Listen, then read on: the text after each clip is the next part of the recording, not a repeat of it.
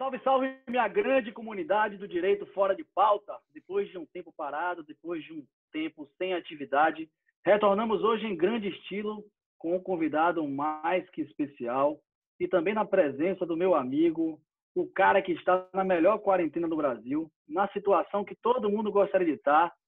Em primeiro lugar, eu gostaria de saudar e também abraçar de longe o meu amigo Caio Almeida. E aí, Caio, como é que você está?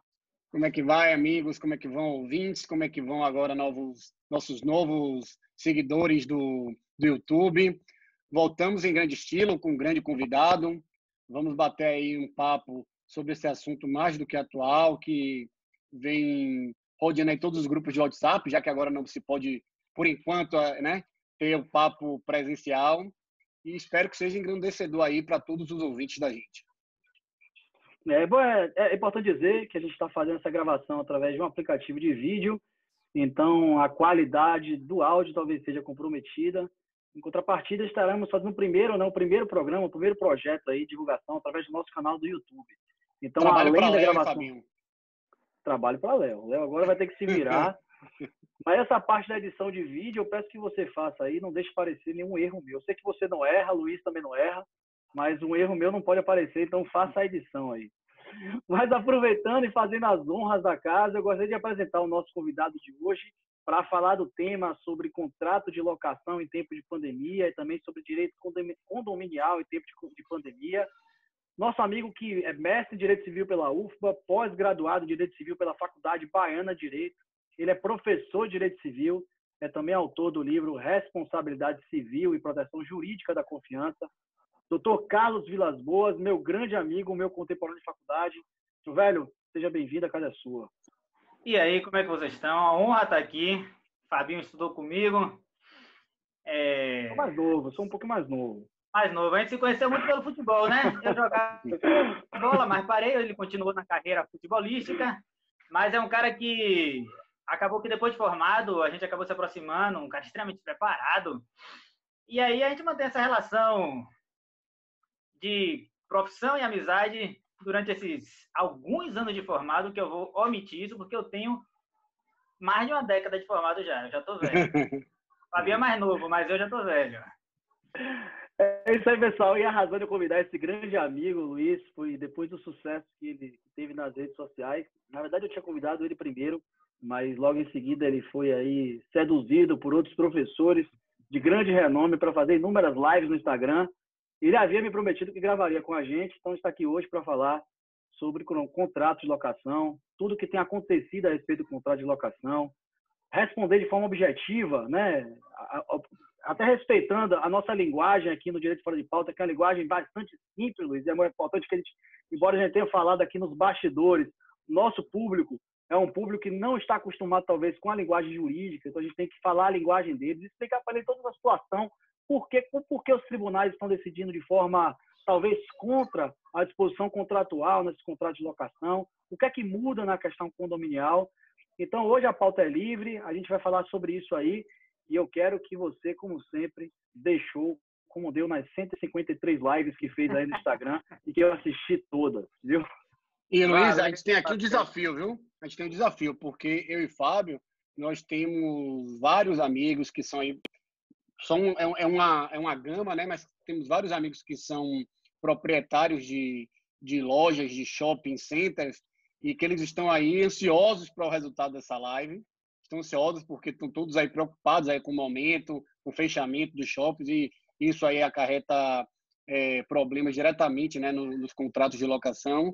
E abro um parênteses aqui para me desculpar caso aí surjam algumas zoadas, né? Mas época de quarentena, home office em casa, então volta e meia vocês vão poder ouvir alguns gritos de criança, de meu filho. Então, inclui aí como se fosse já efeito da quarentena e vamos para cima, vamos para frente. Na verdade, o barulho já é a contextualização do ambiente de bate-papo da gente. Já está nisso aí. Vamos lá. Acho que todos nós, quando surgiu a pandemia, né, a gente foi bombardeado com 200 perguntas por dia sobre e agora eu faço o quê?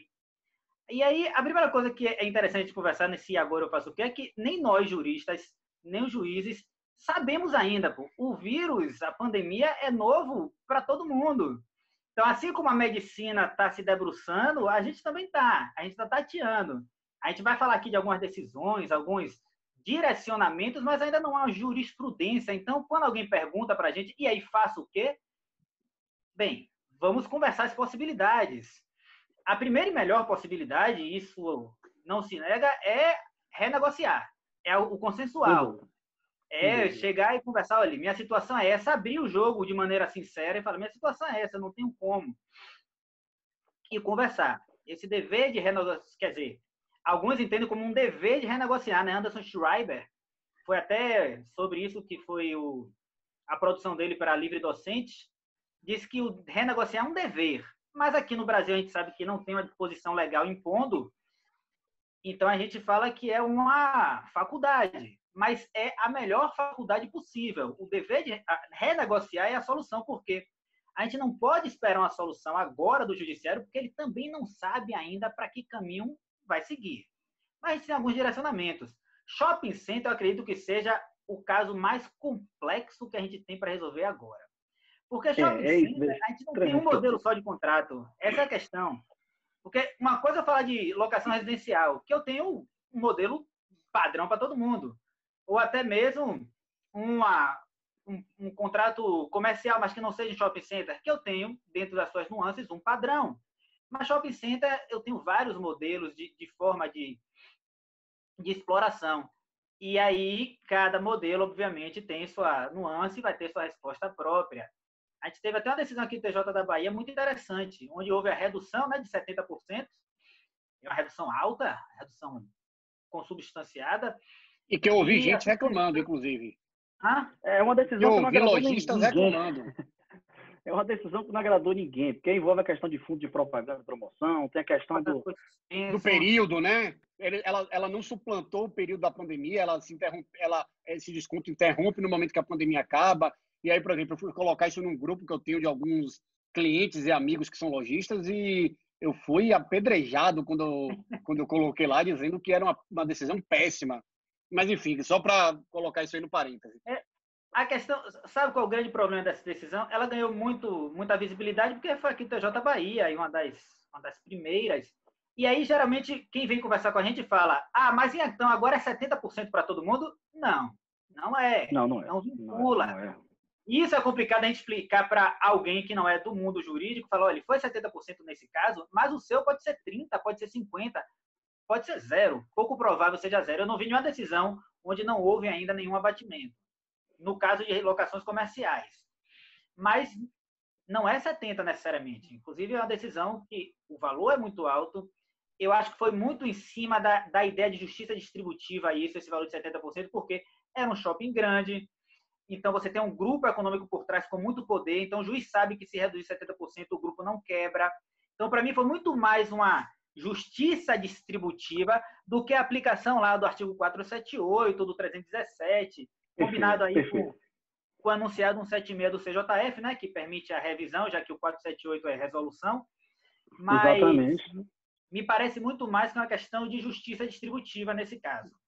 70% só para a gente também contextualizar, porque a gente já passou talvez para falar de uma questão prática, uma hipótese, né, que aconteceu, sem antes contextualizar, né, o que é o direito contratual e se efetivamente tem acontecido. Então, para quem está nos vendo, né, ouvindo pela primeira vez, que está boiando no assunto, voando no assunto, o que tem acontecido é que em todo ramo contratual, as relações estão se reinventando. E essa reinvenção está acontecendo para e passo, e nós juristas, né, advogados, juízes, enfim, juízes leigos e todos que atuam nessa área, teóricos, doutrinadores, também estamos estudando essas questões e acompanhando a questão da evolução. E envolve, né, todas essas questões, elas envolvem questões muito sensíveis. A gente pode falar a questão do direito da propriedade, a gente pode falar a questão da alimentar, da locação. Eu ouvi uma live sua, Luiz, e achei bacana, porque há 2 meses atrás, né, quando não se falava ainda de ações judiciais, na verdade a gente sabia que existia uma pandemia mundial, mas não se esperava quanto tempo a gente ficaria confinado, ou quanto tempo isso iria durar. Eu cheguei a escrever um artigo sobre isso, até publiquei no Jus Brasil, esse artigo, falando sobre essa questão contratual. E aí falamos sobre algumas características do contrato, falando da questão da autonomia da vontade, do consensualismo, da bilateralidade contratual, da comutatividade, a questão da paridade e simetria, inclusive, que cheguei a falar pela inserção daquele artigo 421A, né? Pela lei federal, a lei da liberdade econômica. E aí falava, olha, o Código Civil hoje, do jeito que estava, ele já teria mecanismos suficientes para se adequar a essa questão. Ou seja, bastava a gente interpretar as normas que a gente tem aquela teoria de previsão e todas as outras que nós vamos falar hoje, que já nos dava, talvez, ali um encaminhamento, né, um norte de como seriam essas relações. Mas não sabíamos até que ponto isso seria necessário.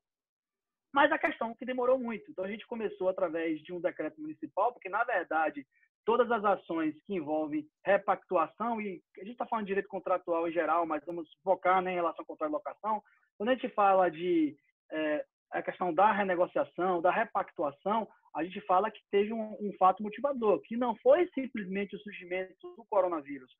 Não foi somente isso.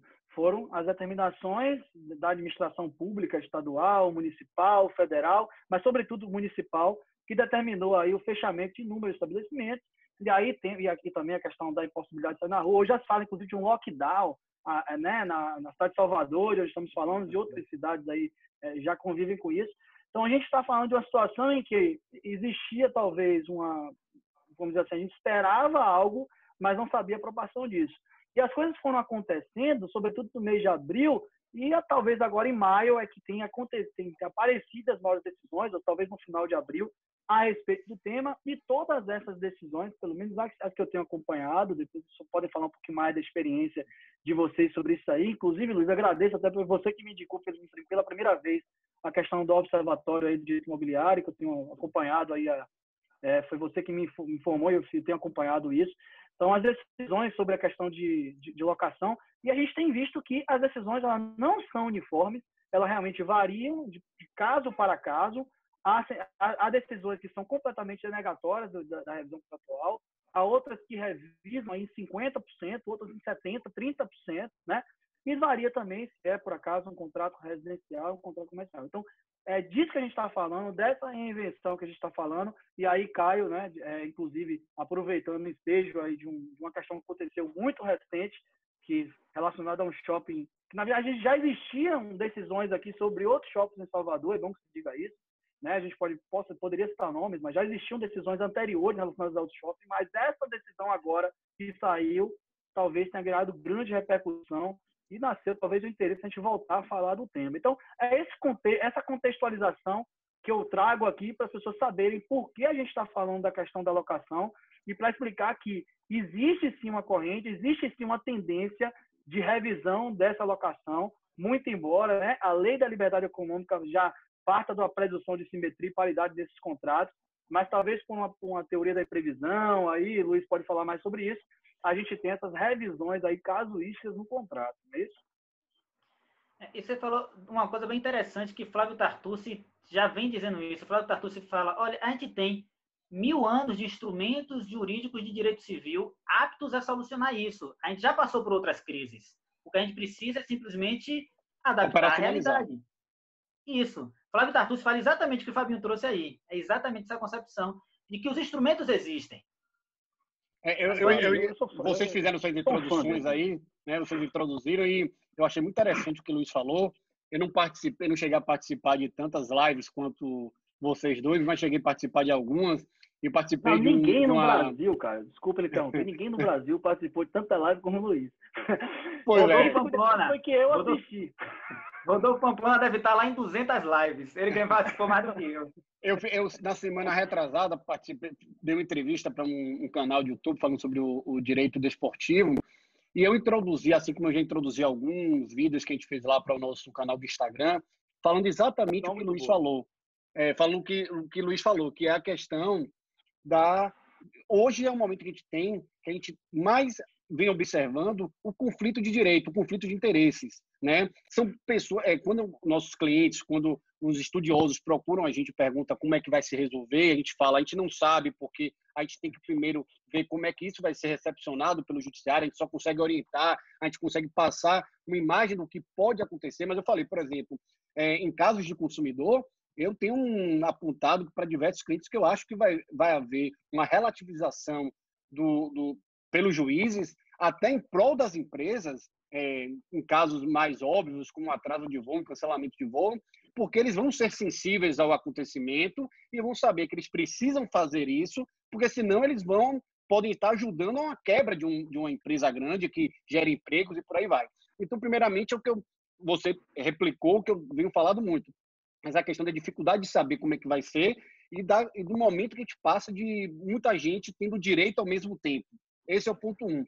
O ponto 2, em relação, já partindo para a questão dos shoppings, o que eu tenho falado para todo mundo, essa questão da relativização dos contratos, da bilateralidade. O Fábio fez um artigo que ficou esplendoroso, muito completo. Muito obrigado. E que eu, claro, li para aprender também, e que o que você consegue perceber com essas decisões é o que você falou também, outro ponto interessante, que foi a questão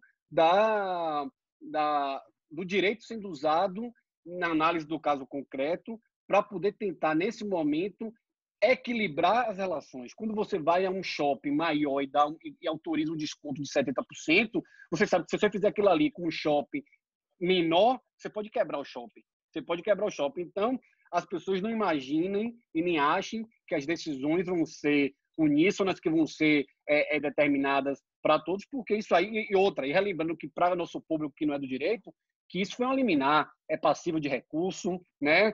Pode ser alterado ao fim do processo para poder determinar que esse desconto prolongue pós-pandemia. Então, são vários fatores aí que podem ser trazidos à guisa nessa questão. Tem uma frase que eu uso, bem interessante do que você falou, que eu uso sempre para meus alunos, né? Porque aluno entrou no primeiro semestre deslumbrado, e é uma frase que as pessoas precisam absorver. Juiz é gente.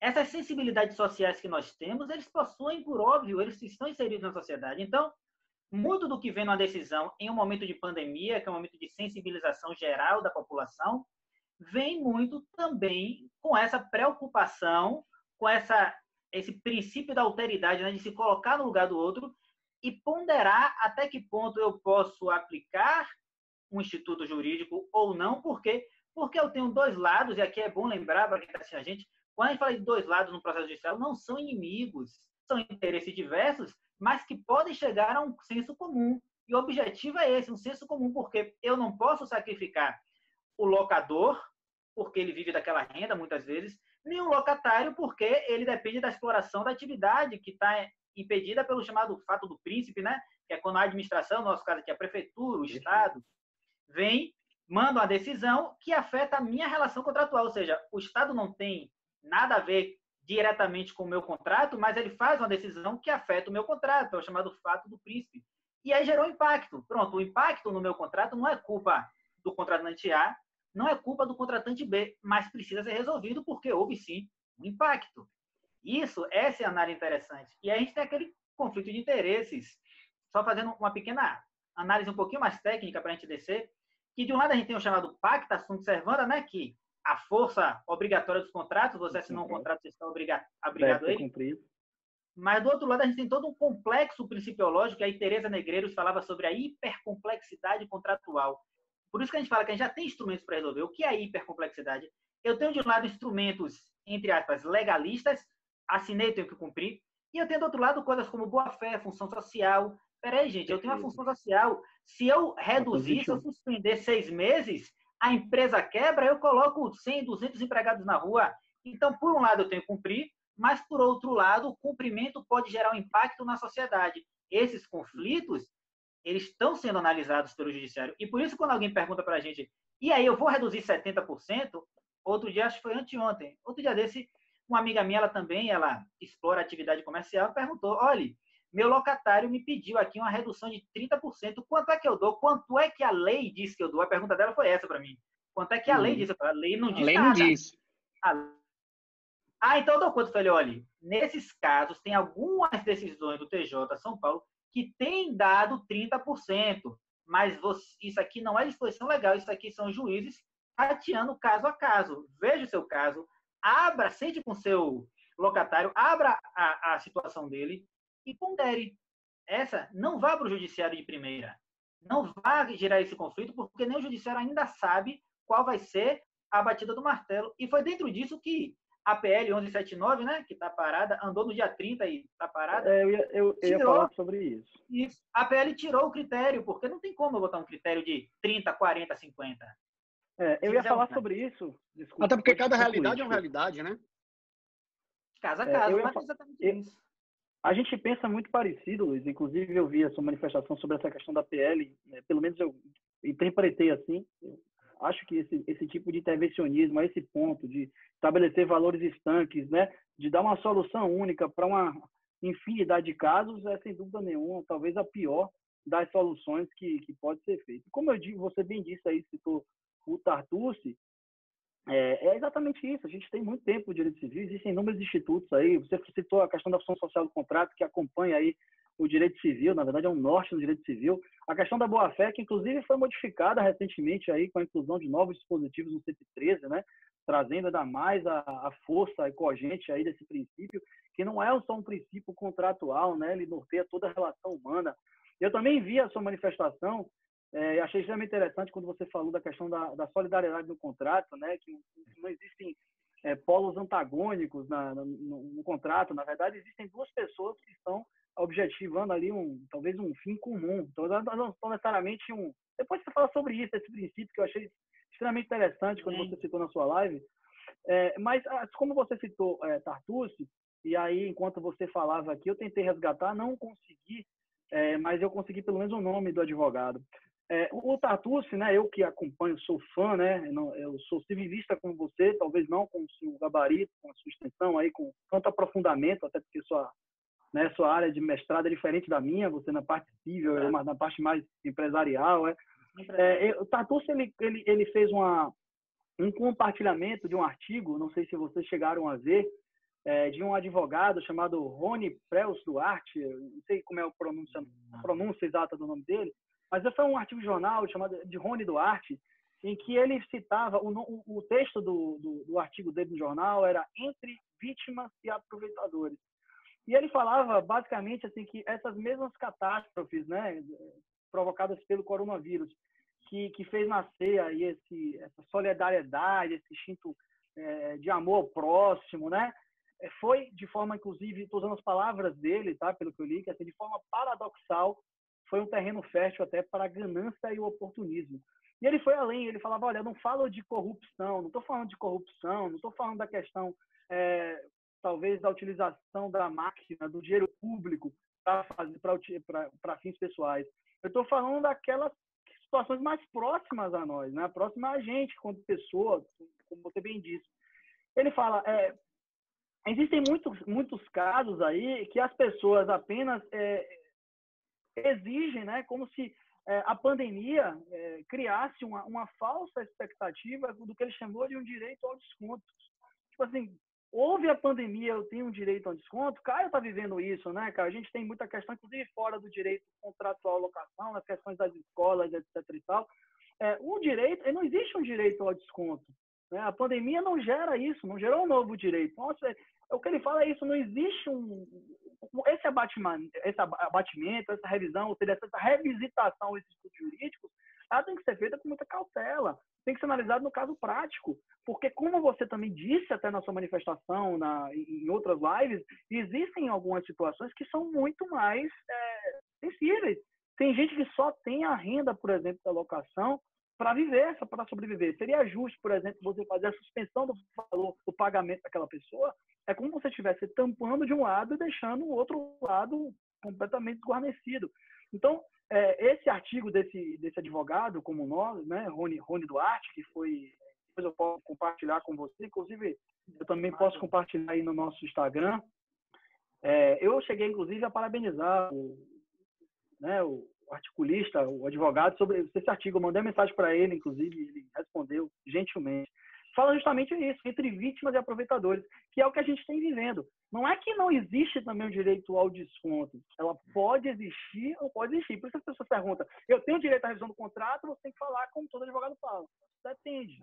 Mas, Fábio, eu acho que isso que você está falando é muito daquela imagem que todo brasileiro tem, que quem recebe é como se fosse sempre o fornecedor, é como se sempre estivesse acima da cadeia, é sempre quem fosse o hipersuficiente e que ele tem que, em algum momento, se rebaixar em prol daquela cultura que que o nosso CDC trouxe e acabou dando uma força muito grande a quem estava na cadeia, na parte de baixo da cadeia, para poder se sobrepor. Então, assim, por que eu quero falar isso?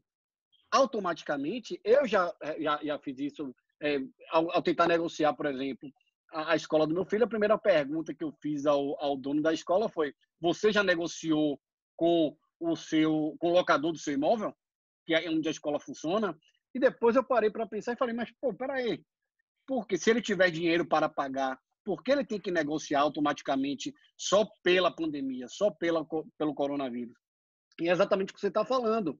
É exatamente o que você está falando. Então, assim, eu acho que é uma situação, como eu venho falando para todos os clientes, muito complicado de você conseguir achar um equilíbrio, porque quando você, por exemplo, vamos aqui tratar agora, já que a gente está tratando de todo tipo de locação, vamos tratar um pouco da locação residencial, tá? Vamos imaginar que Luiz não é o caso, vamos imaginar que Luiz trabalhe em algum lugar que não esteja gerando renda nenhuma para ele, mas ele tem lá os R$ 2.500 que ele tem que pagar mensalmente ao locador, né? E aquele locador, ao mesmo tempo, depende daquele dinheiro de Luiz para poder pagar as contas dele. Isso vai gerar um travamento econômico que não tem que ser feito. Por mais que você vá à justiça, nenhuma decisão... Eu falei muito isso no vídeo na entrevista que eu dei. Esse é um momento, eu li também, não vou lembrar agora o autor, eu li também um artigo que ele fala: esse não é o momento de se encontrar justiça, você não vai encontrar justiça. Independente da decisão que saia, da decisão dada pelo juiz, alguma das partes, mais do que nunca, vai se sentir justiçado. Porque quem é que vai estar errado nesse caso exemplificativo que eu dei? Luiz, que está sem trabalhar, não tem dinheiro para pagar o locador, e ao mesmo tempo o juiz não vai querer botar ele para fora de casa para não ter onde morar, ou o locador que precisa daquele dinheiro para sustentar a filha, o filho, a esposa. Então, assim, vai ter um momento, pode ser que a gente chegue um momento que haja um travamento que a gente não tem para onde ir. Tem muitas situações, assim, primeiro a gente tem que lembrar que o aluguel, ele eminentemente tem natureza alimentar, já reconhecido de maneira muito pacífica. Mas eu quero, Perfeito. antes de chegar nesse ponto, falar sobre a intervenção de Fabinho, que foi precisa e muito... Acontece essa questão, e aí vou começando pela solidariedade e depois passando nas coisas que ele falou. É uma luta de nós juristas colocarmos na cabeça das pessoas de que não há ali polos antagônicos, juridicamente sim, mas não socialmente, que a ideia de solidariedade ela precisa estar inserida no contrato. Isso Clóvis do Couto e Silva falava desde a década de 70, naquele livro Obrigação como Processo, que é um grande clássico. Desde a década de 70 ele traz isso para a gente. A ideia de que o contrato ele é interessante para as duas partes. E aí, traduzindo de uma linguagem mais comum, o combinado não sai caro. Se você fez aquele combinado, é para ser cumprido. E aí acontece, sim, os aproveitadores. O sujeito vê que tem uma pandemia, vê que existe um fator externo, aí vê que alguém conseguiu um desconto. Ele quer o desconto, mesmo que não haja prejuízo. Isso tem acontecido. Algumas empresas isso eu sei porque eu saí perguntando, as coisas. Algumas empresas de alimentos têm lucro maior. Eu conheço uma empresa de alimentos que o lucro dela subiu porque as pessoas estão fazendo o delivery a rodo. Empresas de venda de equipamentos esportivos subiu. Os caras estão vendendo mais. Aí está esse sujeito que o rendimento dele era X, virou 2X. Esse sujeito teve mais, virou 2X e quer o desconto porque alguém teve desconto. Isso é artigo 87 do Código Civil, abuso de direito. Para mim, muito claro, um abuso de direito aí. Concordo, Luiz, concordo. Foi bom também, aproveitando o ensejo aí, depois você pode até fazer a conclusão, mas apenas para complementar também, né, quando a gente fala de direito contratual, às vezes quando a gente fala de contratos, as pessoas têm uma noção de que algo está muito distante delas, né? E os contratos a gente celebra o tempo todo durante a nossa vida, né, cotidiana. Você que é professor de direito civil deve falar muito isso com os alunos. A partir do momento que você entrou, subiu no ônibus, você está celebrando um contrato. Sabe aquela balinha que você está comprando ali na mão do baleiro? Aquilo é um contrato. E assim também é no contrato de locação, né? A gente está falando de não sei quantos, eu não tenho esse número, mas talvez a grande maioria dos contratos existentes hoje sequer sejam escritos, né? A gente tem situações aí de contratos que nem são escritos. Então, é aquele contrato que vai ali pelo uso e costumes ali do local, né? O próprio Código Civil, inclusive, fala dessa questão também aí.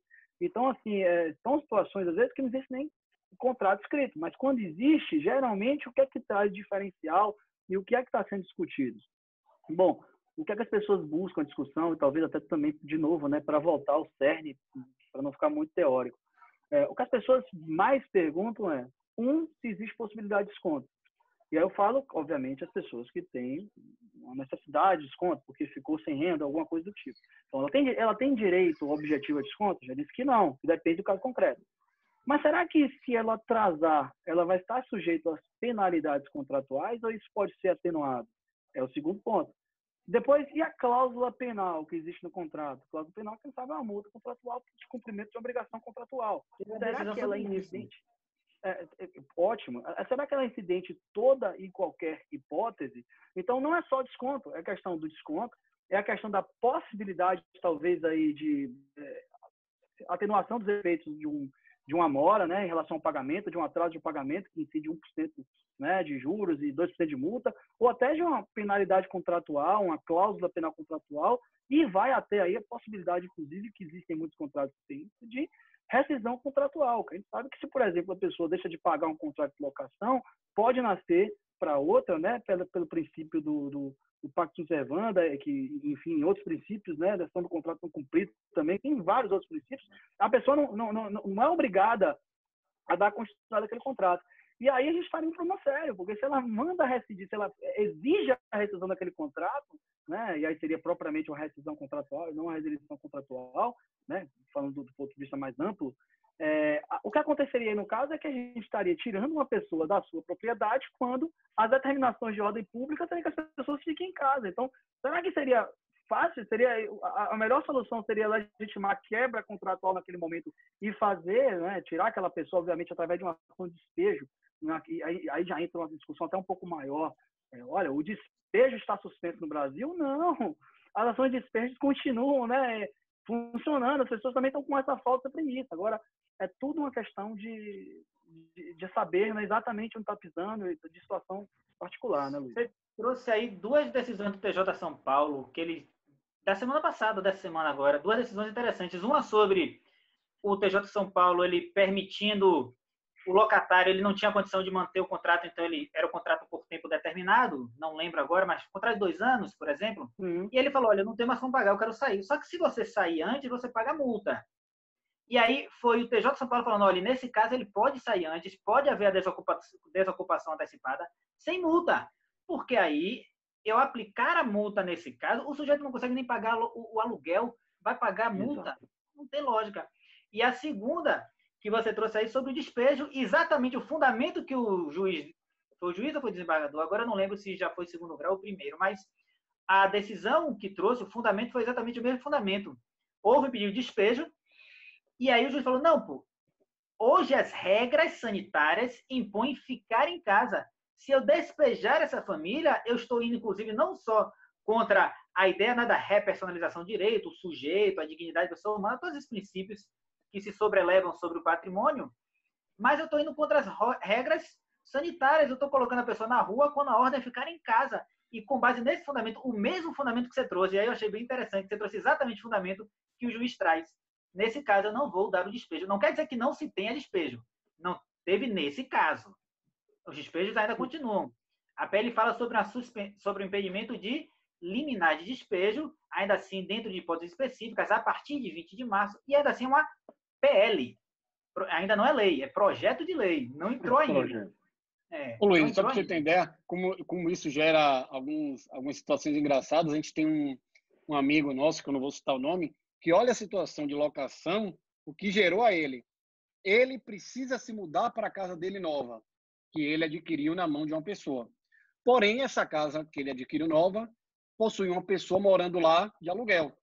Só que essa pessoa não consegue visitar outros imóveis para alocar outro imóvel, porque ninguém está querendo receber ele. Então, a pessoa está dizendo que não vai sair do imóvel. E ele, ao mesmo tempo, está sendo pressionado pela pessoa que adquiriu o imóvel dele para que ele saia do imóvel. E ele falou, Aí, eu não sei o que eu vou fazer. Eu não sei ninguém o que eu sabe. faço. Ninguém sabe. Esse é um ciclo, esse é um completo ciclo vicioso. Você gera um problema que vai e volta para você e E não que tem para onde continuar. não tem. E é que Aqui, qual a decisão?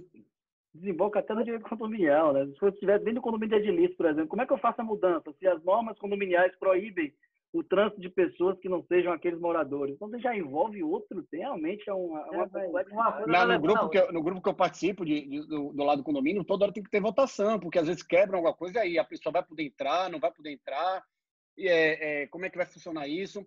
E aí eu quero voltar um pouquinho, Luiz, aproveitando do seu conhecimento, voltando um pouquinho ao nosso início, falar um pouquinho sobre a questão da locação de shopping center.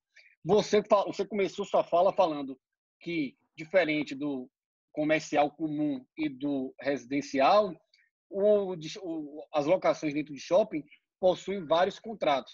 Eu e Fábio, a gente entendeu o que você quis falar com isso, mas explica um pouquinho para nosso ouvinte, para nosso público, quais são esses contratos? O que é que você estava querendo dizer com a dificuldade maior por ser shopping center?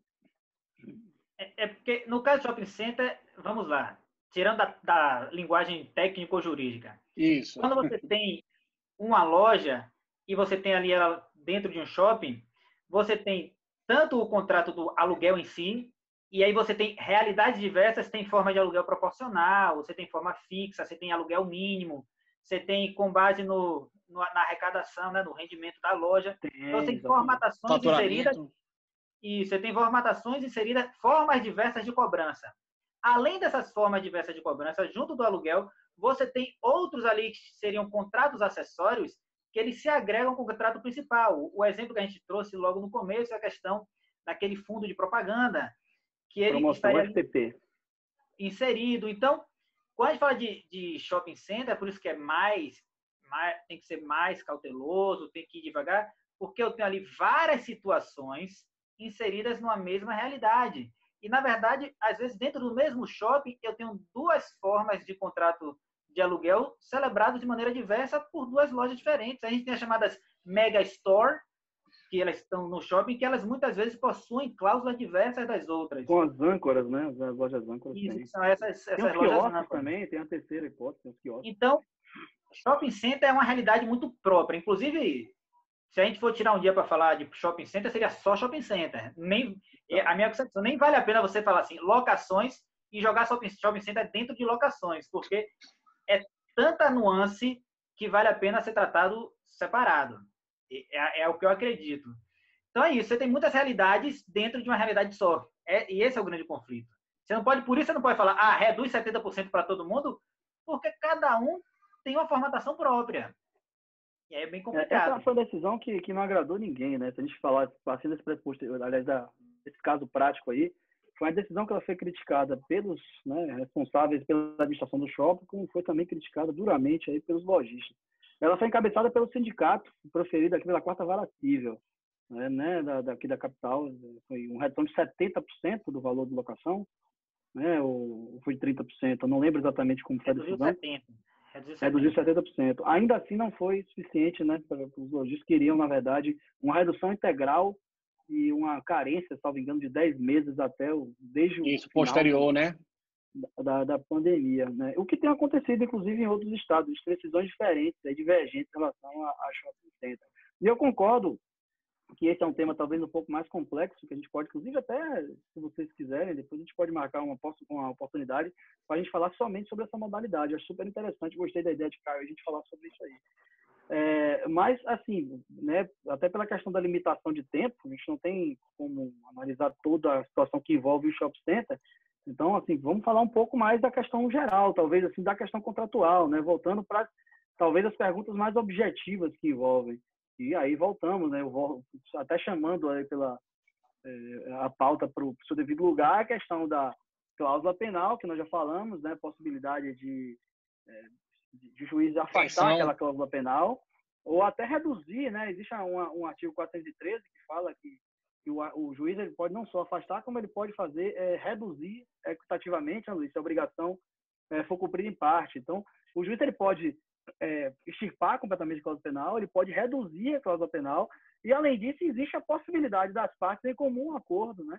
que é aquela regra do 478 lá do Código Civil, que para evitar que haja esse intervencionismo aí do judiciário, ela faça uma modificação equitativa aí de acordo com as condições, é o 478 ou o 479, você pode até me corrigir direito aí, do Código Civil.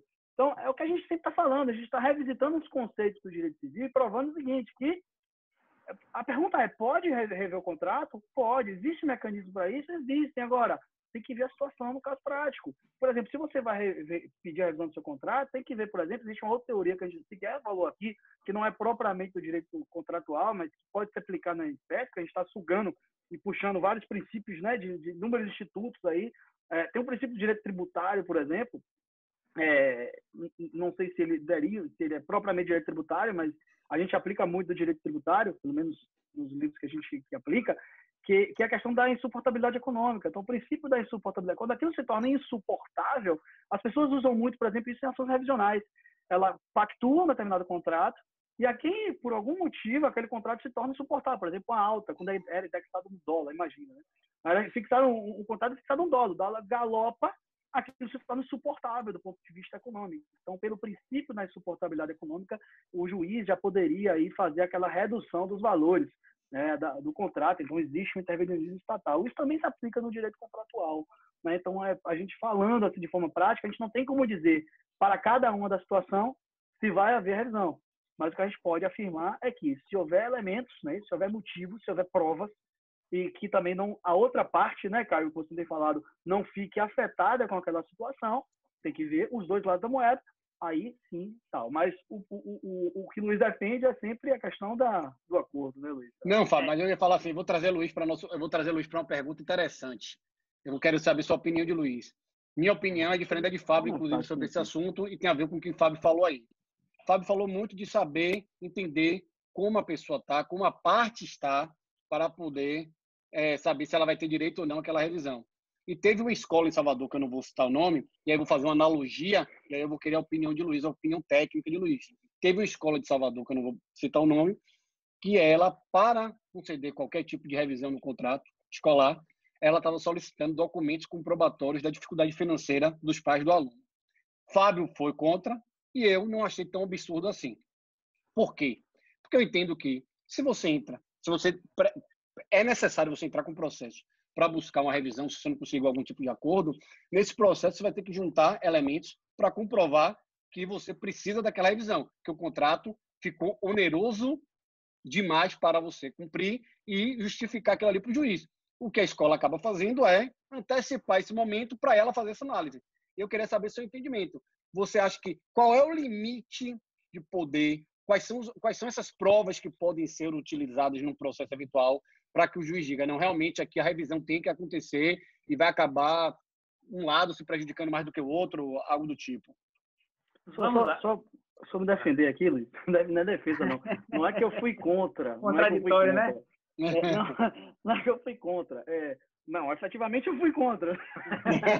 Mas o fundamento, eu quero mostrar o fundamento. O que eu disse foi que não podia ser uma via de mão única. Eu falo, a partir do momento que a escola exige aquela documentação do pai do aluno para saber se existe a questão da necessidade da modificação e entender aquela situação do caso, existe também o interesse do pai do aluno saber se efetivamente qual é a redução que existiu na escola, para saber também o que a escola poderia flexibilizar em relação a ele. Então, eu falei que é uma via de mão dupla. Assim como a escola pode exigir, o pai do aluno também poderia exigir. Obviamente que eu estou falando de documentos sigilosos, né, que tem documentos que são. Mas questões, vamos lá, quanto economizou de água, quanto economizou de energia, mostre também as contas para a gente chegar no balanço. Foi nessa perspectiva que eu fui contra. Só para deixar claro. Quando a gente fala de renegociação, a gente está falando eminentemente do âmbito de autonomia privada, né? Então, o que pode e o que não pode é algo muito dentro do que cada um está disposto a fazer. Porque eu não tenho... Quando a gente fala de produção de prova é algo produzido em âmbito contraditório dentro de um processo. Fora do processo, geralmente você fala de elementos probatórios, mas não tecnicamente de uma prova. Quando ele se insere, a gente usa esse termo. Então, até que ponto eu estou disposto a renegociar? Até que ponto eu posso? Aí a gente vai vir para uma questão principiológica, porque quando tem conflito, a solução normalmente corre para o princípio, que é a boa-fé. A boa-fé ela é não só um princípio, como uma cláusula geral, né? Ela é Deixa eu explicar que agora eu fiquei muito técnico. Que é o seguinte, a boa-fé, ela é imposição de que todos os contratantes tenham que seguir uma norma de comportamento ética. E aí tanto faz se você quer ser ou não quer ser ético, porque isso é imposto pelo sistema. Então, uma das consequências são chamados deveres anexos. Então, todo mundo tem a obrigação. E não importa se você assinou isso, não precisa estar escrito no contrato, porque é norma que decorre diretamente das nossas disposições. E, em princípio, que a gente está falando de contrato, o 421 do Código Civil. Então, você obrigatoriamente tem que cooperar. E esse dever de cooperação é hoje o que está mais em voga. É uma obrigação. Cooperar é a obrigação do pode dificultar o cumprimento. Então, dentro da concepção de boa-fé objetiva, aí a gente volta de novo, né? Aí análise caso a caso. Vem cá, minha negativa em ceder esses documentos que podem viabilizar uma renegociação é uma negativa simplesmente porque eu vi uma decisão que me dá 70 e eu quero 70 e a escola quer me dar 20? Ou isso é porque abre a minha privacidade e eu não quero abrir minha privacidade porque é um direito meu? Responder, e aí talvez eu não dê solução para nenhum dos dois, porque eu vou ficar em cima do muro. Dizer que não, pode, mas que eu não estou pode... trazendo isso aí para o lado do contrato de locação. Só para a gente fazer uma analogia. Isso no contrato de locação. Quais documentos eu não, né? acho, sim, eu acho completamente salutar o locatário abrir suas contas, claro, não suas contas É isso que eu queria chegar. mas sua realidade econômica para o locador. Eu acho porque é onde você fala, sente e fala, olha, eu não tenho condição. Inclusive, até com o poder de convencimento é muito importante. É demonstrar que você está sendo honesto, que você não está querendo se valer de uma... Você não está sendo oportunista ou, como Fabinho trouxe aí no artigo, você não está querendo ser aproveitador, né? E eu acho extremamente salutar. Se um cliente meu me vier pedindo uma consultoria, eu vou dizer, abra sua realidade econômica. Não digo abrir suas contas particulares, mas abra sua realidade econômica, mostre o que aconteceu. Se foi demitido, leve lá o seu contrato de rescisão. Fale, olha, isso aconteceu comigo. Eu preciso que ajuste, porque eu não tenho condição de manter do jeito que está.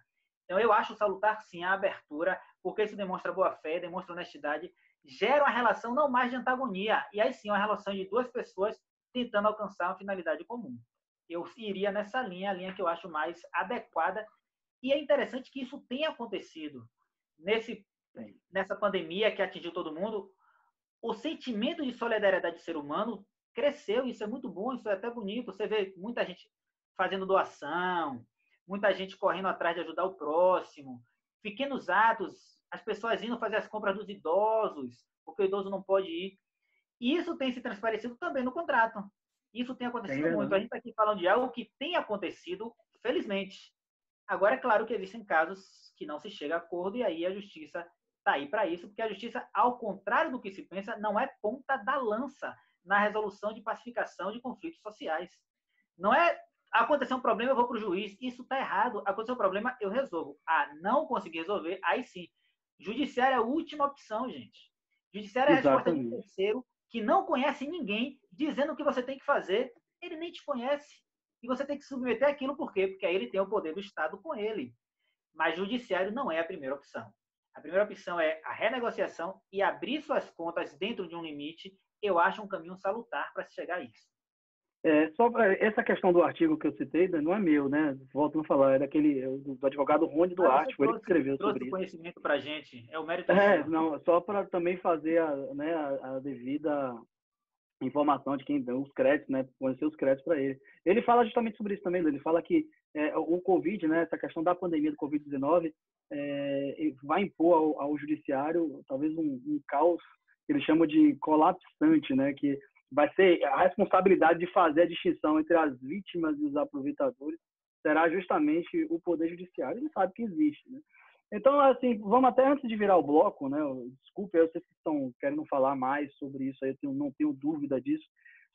Eu trouxe alguns casos práticos aqui, apenas para a gente citar, tá? Não precisamos adentrar nos casos práticos, como a gente vem falando aí, as questões são muito mais peculiares e particulares e tal. Mas eu trouxe algumas decisões aqui, e aí eu vou falar só de manchetes, né? Para a gente saber como são diferentes as decisões. Teve uma decisão que saiu, inclusive, que foi publicada no Migalhas, né? No site do Migalhas, nós juristas, né? Que costumeiramente divulgamos artigos e consultamos o Migalhas, um portal interessantíssimo. ele citou uma decisão que houve uma redução no aluguel para uma academia no valor de 25% no Distrito Federal. Então, na verdade, ele limitou a 25% do valor cobrado no contrato, né? O desconto foi de 75%.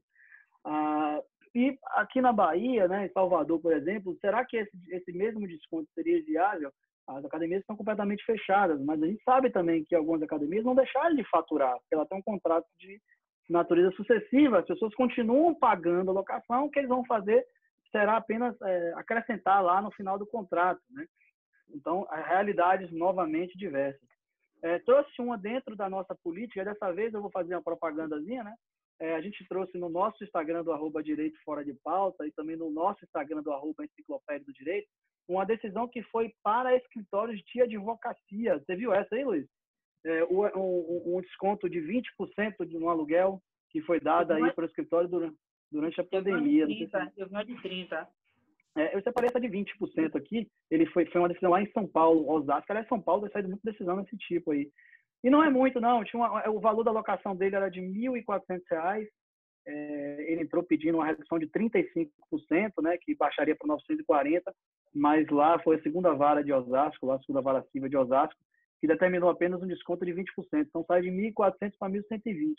E aí, na fundamentação, tem vários, né? O advogado informava que houve a paralisação da atividade, efetivamente parou. Alguns advogados estão, inclusive... A grande realidade é que alguns advogados estão faturando mais nesse período, inclusive, do que estavam antes. Né? Outros não, outros tiveram interrupção de pagamento de contrato, depende talvez do giro econômico aí. Enfim, é outra realidade aí que não se aplica a todo mundo. Meu escritório está fechado lá, eu continuo pagando locação do escritório, mas nem por isso eu pedi a revisão do contrato. Achei justo pedir a revisão do contrato, né? Nem sequer cogitei isso, mas em tese eu poderia, não estou usando imóvel. Será que isso me daria o direito de pedir uma revisão do contrato? É discutível, né? Cada caso é um caso, como eu disse. E não sei se vocês viram, enquanto a gente estava conversando, observem, acabou de sair no Tribunal de Justiça do Estado de São Paulo, aqui na página, a comunicação social do TJ de São Paulo já divulgou aí 2 outros casos de redução de aluguel. Uma foi a decisão da 8ª Vara Civil, lá do Foro Regional de Santana, esse é efetivamente São Paulo, que reduziu o aluguel comercial até o fim do ano, não foi até o fim do contrato.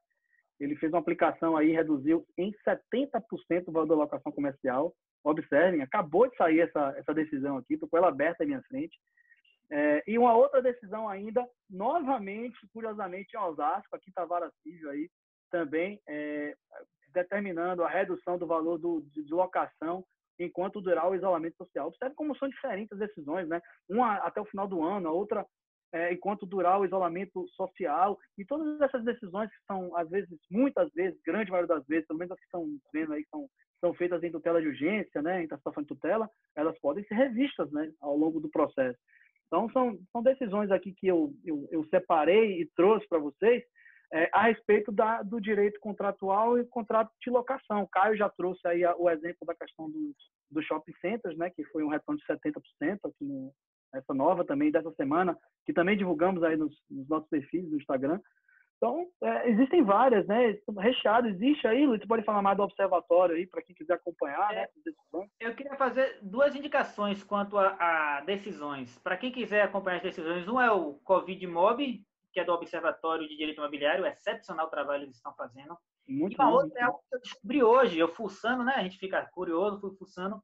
O TJ São Paulo, que inclusive é quem tem produzido mais decisões nesse sentido, eles agora estão emitindo um boletim sobre decisões relativas ao Covid. E é interessante que nesse boletim tem decisões de todos os tribunais, não só de São Paulo. Eu estou até com o boletim aqui aberto, só para dar o nome certinho. Terceiro também, para complementar aí, o CNJ também está fazendo isso. O CNJ tem na página dele também, ele está trazendo decisões não só da área civil, inclusive, né? Para quem está nos ouvindo aí, atua em outras áreas, ele traz decisões trabalhistas, decisões aí em direito condominial. Trabalhista, assim, para a gente está caótico, mas para a galera do direito do trabalho está impossível ter noção de para que lado vai. Que a gente ainda tem uma noção, mas para o pessoal do direito do trabalho, só dá um nome aqui certinho, que eu deixei aqui anotado, ó, Boletim do Grupo de Apoio a Direito Privado. Esse é o boletim do TJ de São Paulo. Eles estão emitindo boletim sobre decisões. Então, Covid Mob, para mim, talvez o melhor. O que eu tenho mais utilizado é o Covid Mob. Já estou anotando aqui já tudo aqui. Joga para depois jogar lá nos linkzinhos, cara. Quando fizer a edição do vídeo, a gente colocar aqui o link na tela para clicar, aquele negócio chique lá, né? Que é do Observatório de Direito Imobiliário. Aí tem o do CNJ, que o Fabinho trouxe, que é muito bom. E esse de eu descobri hoje. Eu não sabia que o TJ São Paulo também estava fazendo isso. E ele trouxe esse boletim aqui. Eu depois posso mandar para vocês. Eu separo aqui e mando depois para vocês o link. Bom, em relação ao tema de conta-locação, muito embora a gente não tenha esgotado, né? Não era esse o objetivo. Tem criador para falar, tem um bocado de coisa. Não tem como esgotar. É verdade, nem falamos da questão da garantia aí, né? Enfim. Mas responsabilidade, imagina, né? Seria uma outra vertente aí de discussão.